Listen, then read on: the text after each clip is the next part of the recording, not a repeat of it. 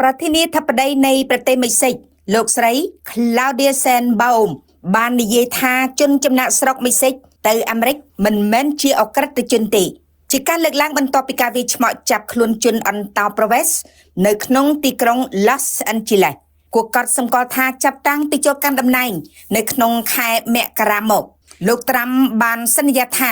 នឹងបង្ក្រាបយ៉ាងតឹងរឹងលើជនចំណាក់ស្រុកដែលគ្មានឯកសារដែលលោកបានប្រដូចទៅនឹងបិសាចនិងសត្វប៉ុន្តែកាលពីថ្ងៃអាទិត្យលោកស្រីប្រធានាធិបតីមេស៊ីក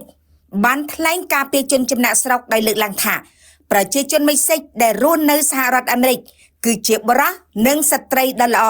ជាមនុស្សស្មោះត្រង់ដែលបានទៅសហរដ្ឋអាមេរិកដើម្បីស្វែងរកជីវិតល្អប្រសើរសម្រាប់ខ្លួនឯងនិងផ្គត់ផ្គង់គ្រួសាររបស់ពួកគេមិនមែនជាអក្រិតជនទេគួរបញ្ជាក់ថាកាលពីថ្ងៃសៅរ៍លោកត្រាំបានឲ្យដាក់ពង្រាយទ័ពរាប់រយនាក់បង្ក្រាបលើបាតុករដែលតវ៉ាប្រឆាំងនឹងការវាយឆ្មក់លើជនចំណាក់ស្រុកដែលគ្មានឯកសារឧស្ម័នបង្ហូរទឹកភ្នែកនិងគ្រឿងផ្ទុះត្រូវបានប្រើប្រាស់អំឡុងការប៉ះទង្គិចគ្នាបើតាមលោកស្រី Claudia អំឡុងការឆ្មក់របស់មន្ត្រីអន្តោប្រវេសន៍កាលពីចុងសប្តាហ៍ក៏មានជនជាតិមេស៊ីក35នាក់ដែលត្រូវបានចាប់ឃុំខ្លួនផងដែរ